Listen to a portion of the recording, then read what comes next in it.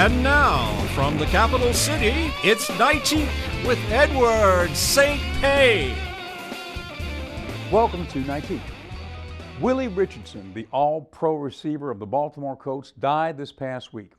If you had the pleasure of meeting him, you know what kind of person he was. He was one of the nicest men you could ever meet. He was kind, he was friendly, he was encouraging. This past year, I had the privilege of doing an interview with Willie Richardson for this show, for Nightique. My earliest memories of football as a boy growing up were of the great NFL teams, the Packers, the Baltimore Colts, and that meant Johnny Unitas and Willie Richardson. I remember Willie Richardson as a legend. For me and probably a lot of other kids from the suburbs, Willie Richardson was one of our first introductions to the iconic hero. Along with Muhammad Ali, Jimi Hendrix, and many others, they just happened to be black men, and they were the first cultural crossover heroes. Of course, Willie Richardson was an all-pro player, a Super Bowl star, all of that. That's how we remember him. But he was more than that. He was an emissary of goodwill, and he had a smile for everyone he met. And he was a cultural crossover hero that brought people together. Tonight on Nightique, we revisit the interview from last year with Mr. Willie Richardson. We'll be right back with more of Nightique after these messages. This is our Gray's Box. It's a great way to snack. Fresh, tasty, and created using only the best ingredients. Choose from our range of over 90 delicious snacks. We'd like to invite you to try a hand-picked box for free. Go to grays.com and we'll send a free box directly to your office or home.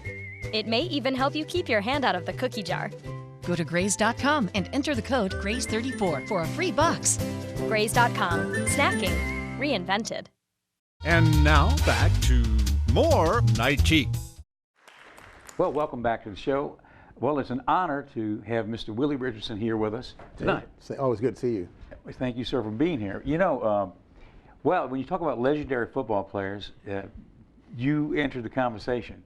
I remember through the years, growing up through the years of the NFL, the heyday of the NFL, I remember watching you. I was a Baltimore Colt fan and Johnny Unitas fan and everything, and you played with all those guys, and you were not only playing, but you were one of the stars of the team. So welcome to Nightique. Thank you, I appreciate it. I watch you all the time and catch you on the show, and good to be on the show. I didn't think I would be here, but I appreciate you, and I've been watching what you've been doing. You've always done a great job, and I guess it's been 20 or 30 years I've been watching you look like. It's been a long time. Time moves quickly, doesn't it? I know it. It really does. Well, you look great. And thank you, doing good. You staying in shape? I've been trying to play a lot of golf.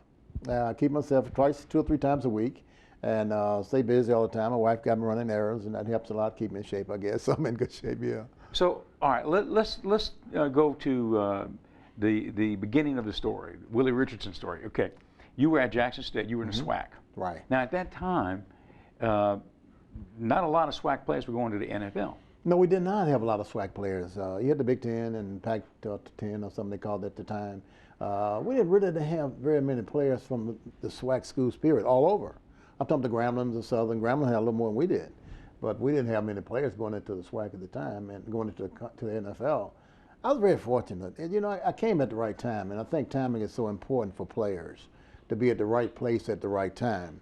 I came to Jackson State in '59, and Coach John Merritt was my coach. He recruited me to come to Jackson State, and I got a chance to play.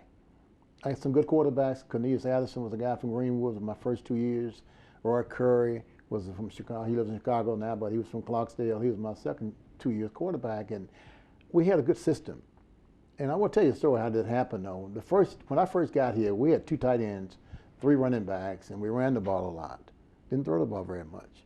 And I came in, I was about 6 feet 1, about 175, 80 pounds, so I wasn't big enough to be blocking, right? So you can't believe this, Ed. This is the truth. The first game we played was against Prairie View out there. They beat us 56-6, and I caught the touchdown, the only one we had that day. We came back to Jackson, and the next week, Coach Merritt went to a pro-type offense. Tight end, I was out wide right, had a receiver out left, 2 backs in the backfield. The next day, no practice, just started the next day. And we did that up for the rest of my career. So I said that to say my coaches was really well ahead of their time. They weren't afraid to make the changes to suit the formation and the plays you cost to the players that you got. And what that did for me is open me up to get passes, and I was able to do that. I came in and played well my freshman year, and every year I played the same position. So I was very fortunate to be in the right system. Okay, so now the North-South game, Right. which we don't have that game anymore. No, they do not. Tell us about that game. Well, what happened is that we played Florida A&M in the national championship game in Florida a couple weeks before the game itself. The North-South game was a game that no blacks had ever played on the South team at that time. So a kid named Bob Paramore was running back at Florida A&M. We played them the week before they was getting ready to play this game. One of the other players from Florida Florida A&M Rattlers was supposed to play in the game, but he got hurt in our game. So Jay Gaither said, well, why don't you put Willie Richardson in his place? And I got in his place. That's how I got in the ball game. And it was the first time I was nervous. I mean, I really had a tough time trying to be relaxed to play that game because we had never been on national TV coming from Jackson State. See, we only had maybe 6,000 fans at the stadium. So now you're talking about a national TV audience. So it was tough. And how was the game? Well, Eddie, you can't believe this, man. Things happen for a reason, I guess, because the first play wasn't called to me, but I went across the middle, hit 2 or 3 linebackers' hand, and I caught it, went in for a touchdown. The last play of the game, I'm running down the sideline. I just have this look back, and the ball is there, and I catch it for the winning touchdown. MVP. MVP. And a guy told me, say, I was watching the game, Willie. He said, now, I know you're from Jackson, Mississippi, went to Jackson State. I was sitting on the edge of my seat to see whether or not you can talk on national TV. So I came up, the guy gave me, I went through my same field. I was glad to be there and all that, and they were shocked there. But we had good training here, though. Yeah, right. We're so well spoken. I mean, and you're a broadcaster yourself. I mean, Right. You were in Baltimore as sports director at the TV station. That's correct. You did your own work. Yeah, I was at Channel 45. Yeah. And that, I worked there for a long time. And that's a big market. It is. I stayed there for a while, and I was very fortunate after I started playing. I got an opportunity of being in Baltimore and being with the coach. One thing about being with the coach, you didn't have to be a starter, but everybody treat you like you were. So I had a chance to be a sports director at Channel 45 for a lot of years while I was there, and I met a lot of folks, and it just really enhanced me to be able to go and do a lot of things. One thing I did that people don't know is this. I used to be a color analyst for a soccer team. I had a guy named Jim Carvelis, was the play-by-play guy, and he was a personal friend of mine, and I worked with him. Soccer. I still don't know about soccer, but I was a color analyst for him for that year, and then I did basketball and football. So I got an opportunity in Baltimore to do a lot of things in broadcasting. It was a real experience for me, and I really enjoyed it because I love people. I was talking about stuff that I knew about was football and sports. I played basketball and everything in high school and college, so I was familiar with everything I was talking about. So now the Baltimore Colts drafted you after your senior year, and this is sort of a famous story, but you were drafted, and when you were drafted, tell us, it's not like today where everybody's in New York waiting to be drafted. No. Tell us about your story. Yeah, I was on the campus playing basketball one day during the draft, and somebody came down and told me, said, well, they just had the draft, and you was drafted by the Baltimore Colts in the 7th round. I said, you kidding? So, I mean, I'm not even concerned about being drafted, to be honest with you, So we had won the championship that year, so I found out, and our Colts was always my team because we only saw the Browns and the Colts in Mississippi. Right. So I always wanted to be with the Colts anyway. Right. And to get drafted by them, boy, that was a blessing. And then the family could watch, too. Oh, yeah. That's a big deal. It was a big deal. It was a big deal, and I played with Johnny Unitas, Lenny Moore, and Jim Parker, and Tom Maddy, and all the big-time players that I had watched on TV. Now I'm playing with those guys. That was the experience. Now, as a wide receiver coming out across the middle and stuff, and you were playing against some of those old legendary guys, if we remember, who were some of the toughest defensive guys as far as being out in the middle that you'd have to run into? The first thing that come up, Dick Buckus. Dick up, for real? Huh? Yeah, with the Bears. For real? Yeah, I was a little afraid of him. He was a big guy. He was rough. And what happened is that I played against him in Chicago his rookie year. So most times, the middle linebacker knows the plays a lot of times that you're going to run. So I had a play where I came out, and Mackey was my tight end, was releasing going downfield, but that was Buckus' coverage. But he don't know that. But he looks outside, he see me coming under in his area. So he turns to come to me. And as soon as I got to the hash mark, I went upfield. So Unitas almost threw an interception.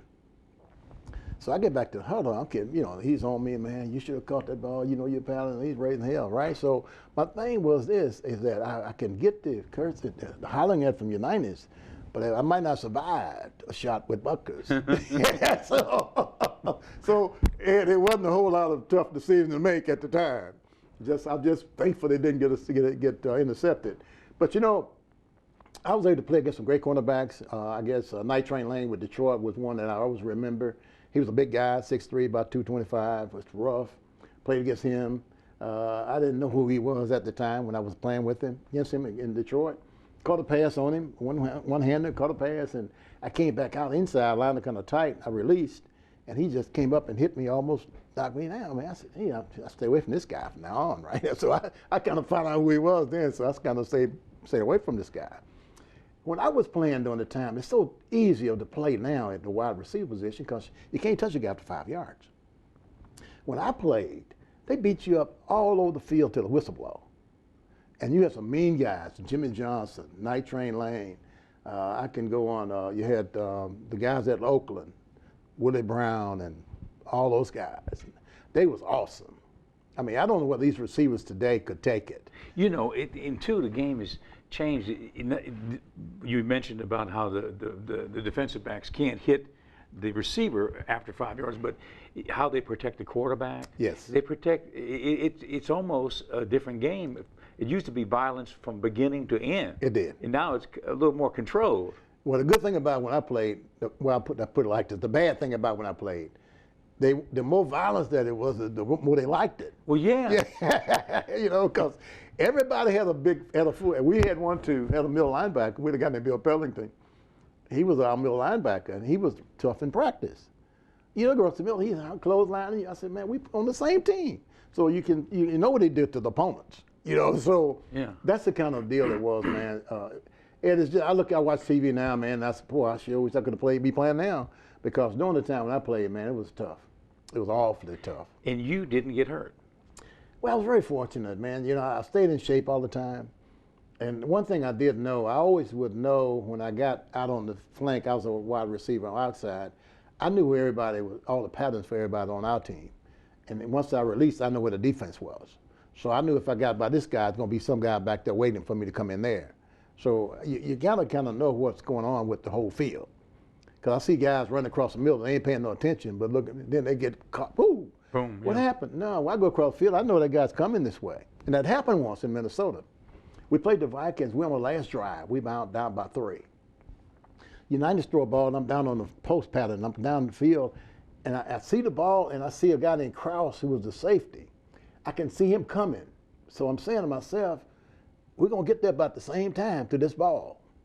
But this is our last drive. We down by 3. So now you got to go ahead and give yourself up, right? So I just have to go up. And when I got up and got it, it was at the same time he got there. And I was very lucky to hold on.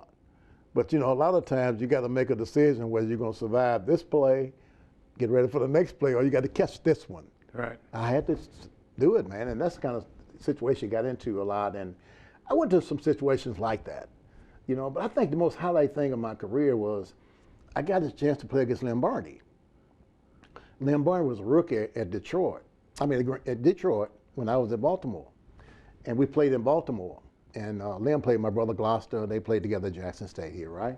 So I wouldn't call a pass across the middle. He tackled me. And he said, well, how's Gloucester doing? He started talking about the family. I said, hey, man, we're in the game. Man, we don't need to discuss this now. You know, so let's wait till we get finished with the game, and then we'll meet. So I ran a pattern on them where I went in and broke to the outside. He was real quick, and he always took a lot of chances. So he go in, he realized I got him beat. So he grabs me, right? And he tells me, I couldn't let you catch that one bad, you know. So, I mean, that's the kind of thing. It was a lot of, you know, I look back on my career, and I had a lot of fun, a lot of good situations. Played against some great players, and I had a great team I played with. Unitas was a great quarterback, but he was tough. Was he tough? Yeah, he didn't ever think he should miss any passes. Oh, really? He threw him real down in the ground. He wanted to know what happened. You didn't catch that one. I said, you know, you couldn't tell him he wasn't throwing right. You know, you had to go back and just go back to the huddle. You know, so but it was a great experience because I played with guys that I had been watching as a kid growing up, watching NFL. Yeah. And I got the chance to be with those guys. What a dream. It was a great feeling, yeah. It was a great feeling. And you and Rob J are the broadcast team for Jackson State football. And that's not easy. That's tough too. You know. Well, y'all make a great, we do the broadcast. Yeah, well, a great team. We've been doing it for a long time, and you know, Rob is the play-by-play, and I do the analytical analyst, and plus not only that, we have some, fun on the side with it. And you're both alumni, so yeah. I mean, well, if you can't enjoy it, your heart's got to be we enjoy it. It's we completely enjoy it. Right. Yeah, we get along. People think that we be fussing things, but we do sometimes, because I think he's wrong, he think I'm wrong. So we've been very fortunate to have been together for a long time. And I can feed off of what he was going to do even before he said, and he probably feel the same way about me. So we've had a good team together with the Jackson State football. It's been good. Well, it's an honor to meet a world champion. Thank you for coming. Eddie, thank you, man. Appreciate you, man. Yeah. Please keep watching the show. I do. And I do. Whenever you've got something to talk about, come on back. I'll We'll do have it. you on open invitation. Okay? I do it. Appreciate you. Okay, Mr. Thank you. Willie Richardson, thank you for being with us, and we'll be back after this. We'll be right back with more of Nightique after these messages. This is our Graze Box. It's a great way to snack. Fresh, tasty, and created using only the best ingredients. Choose from our range of over 90 delicious snacks. We'd like to invite you to try a hand-picked box for free. Go to graze.com and we'll send a free box directly to your office or home. It may even help you keep your hand out of the cookie jar. Go to graze.com and enter the code GRAZE34 for a free box. Graze.com. Snacking. Reinvented. When you are looking to further your education, there's only one university that towers above the rest, Jackson State University. Jackson State University is one of the leading universities in research, technology, and innovation, graduating more than 1,300 students annually and a consistent growth in revenue. Jackson State University is ranked #1 amongst the HBCUs in research and development. Make the right choice, the one choice. One Jackson State University, changing lives one student at a time. When you are looking to further your education, there's only one university that towers above the rest, Jackson State University. Jackson State University is one of the leading universities in research, technology, and innovation, graduating more than 1,300 students annually and a consistent growth in revenue. Jackson State University is ranked #1 amongst the HBCUs in research and development. Make the right choice, the one choice. One Jackson State University, changing lives one student at a time. And now back to more Nightique. Well, Tracy Crosby joins us, and she is a Reiki master practitioner and teacher. Thanks for coming. Yes, thanks for having me. So, okay, now tell us about Reiki. Okay, and that's an unusual word for people if they aren't familiar with it, but it comes from the Japanese language. So Reiki is an ancient healing modality that comes from the Japanese culture, and it's where a practitioner like myself who's trained in the art works with the client to entrain their energy back to a healthful state, so that promotes healing and wellness. So it seems like things along this line, a lot of this type of thing emanates from the East, to me. I mean, it makes sense that this would be something that would be perfected and originated in Japan. Yes, well, in our culture, we do find a lot of things that come from Eastern medicine, is what it's called. But it really comes from everywhere. It's just that it's acknowledged there more than it is here in our culture. Our culture is slow. It seems like the West is slow to pick up on some of the things that are unseen. Well, that's true, but it's interesting because Reiki has been established for a long time and being used in the allopathic medical world. It's part of integrative and complementary and alternative medicine departments in major hospitals throughout the United States. So, can you tell us, what is it? What is it all about? Yeah, how does it work? Well, it works in a scientific way. We know now through the study of quantum physics that everything in the universe vibrates. And the human body vibrates. Obviously, we have EEGs and EKGs that measure the electromagnetic fields and the vibrations. And we can understand a lot about our health through measuring that. So it's not up for discussion whether it occurs, it's just how do you measure it and so forth. When people are sick, our vibration changes. And they can even measure this down to certain organs of the body changing states of vibrations. Reiki works by the fact of, I'll give you a phrase, it's a quantum physics phrase, it's called energy entrainment. And what this is that it's known that anything that's vibrating, if you put something else next to it, they will match vibrations. For instance, there were studies done with heart muscles, and they took some cells and put in a petri dish, and heart muscle cells will continue beating even away from the body. So the cells will continue beating. And then they took other heart muscle cells and put in a petri dish, sat them side by side, and they began to beat at the same rate. It's also a phenomenon that's been known in other areas, like if you take clocks and the old-time grandfather clocks that had the pendulum swinging, if you left them next to each other long enough, they would match swinging, match cycles. So in the quantum physics world, this is called energy entrainment. You take a person like me who's trained to put our physical body vibration into a healthful state, you step into the energy field of another person, it raises that vibration back to the healthful state. And basically what Reiki does is it promotes a de-stress in the body. It relieves tension, it helps the anxiety strain away, and we know stress is one of the major causes of illness and death in the world now. We have a lot of stresses that we never had before. A lot of them are electromagnetic. 100 years ago we didn't have telephone wires, cell phones, microwaves. So the electromagnetic energy has a stressful impact on the human body? Absolutely, and the studies that are coming out now about cell phones and things, we know microwaves, you know, you have to be careful around microwaves. So yeah, it's well known that it affects the body. That makes a lot of sense. Yeah. It really does. It's something that we're not aware of either. So we might not be very careful around certain things and we don't realize we're harming ourselves. Oh, that's right. You have to look out for yourself. You know, people often say something along the lines of, there must be something in the water we don't know about or whatever.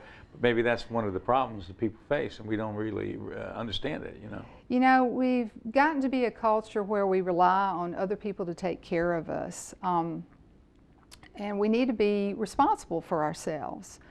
Everything doesn't work for everyone. You have to know your own self, you have to know what works for you, and you have to work constantly to be in a healthful state. Our society is just filled with so much anxiety. There's anxiety over everything. I mean, go to your mailbox and just sort through the junk mail.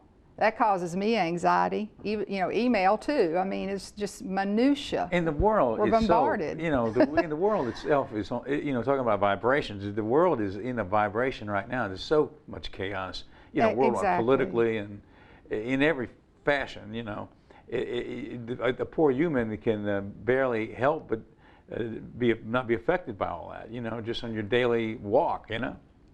Well, that's absolutely right. We all know it. We all feel it. And like you said, the state of the world today is in chaos. We all know that there is something majorly going on. So things like Reiki are really something easy that you can do. You can go to a Reiki practitioner and feel what it feels like to be de-stressed and to feel and remind yourself what that is. You can take a class and learn how to do Reiki for yourself. What is your website?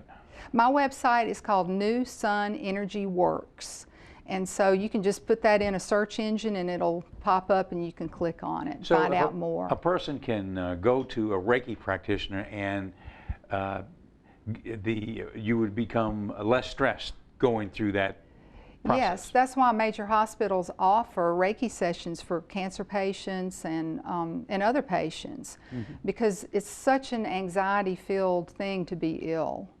And probably everybody out there has someone that they know that's had cancer or a debilitating disease, and it's hugely stressful on everyone. These hospitals offer this service along with other complementary, you know, things like acupuncture, meditation. All of these things are great to help the body regain its healthful state. And it feels good too. It's interesting. Yeah. I mean, when you're in that state of vibration, you really feel so relaxed. About half of my clients fall asleep within 5 minutes because they just don't know what it feels like to be, balanced. So give us the website one more time for folks that might want more information. Yeah, New Sun Energy Works. New Sun Energy Works. Mm-hmm. And Tracy Crosby. And now I want to mention too that you've had a 30-year career in the world of academia, right? That's correct. Teaching. I've been a teacher for 30 years in music, and I'm still currently teaching at Hines Community College. I'm very proud of that and love my students. In fact, I created a class to help them understand performance anxiety, where we talk about all types of things for performers: how to meditate, how to visualize, how to do the right nutrition, everything to support your health and your state of well-being in a natural way, so that you don't have to rely on drugs like Inderall to get on stage without, shaking and exactly. It's better not to use any of that, And look, my kids, they are unbelievable. They catch on to this stuff. They know so much. It is amazing. It's great to be able to integrate that type of well-being consciousness with performance. I mean, that's what you need. You need anything you can get to make it better and to be less anxious. Whatever your area of performance is, I think this is a great thing. Well, anytime we're under stress, our body suffers the effects. That's why we shake. That's why we get dry mouth. Right. We think we're in fight or flight, but there's no saber-toothed tiger chasing us. We just are imagining that same state. Right. And the problem is we stay there all the time. So your body produces all types of chemicals, and it begins affecting your health, degenerating your health. Well, thank you for coming today, and we want you to come back again and come every so often, and we'll get an update on Reiki. Awesome. Okay, thank you so much, Tracy. Thank you very much. Thank you for joining us for this edition of Nightique with our special interview from last year with Mr. Willie Richardson. We hope to see you next time on Nightique. Join us every weeknight statewide for Nightique with Edward St. Pé. If you have suggestions for guests or want to be on the show yourself, drop us a line at www.nightique.com. I'm your announcer, Jim Pollard. Good night from all of us at Nightique.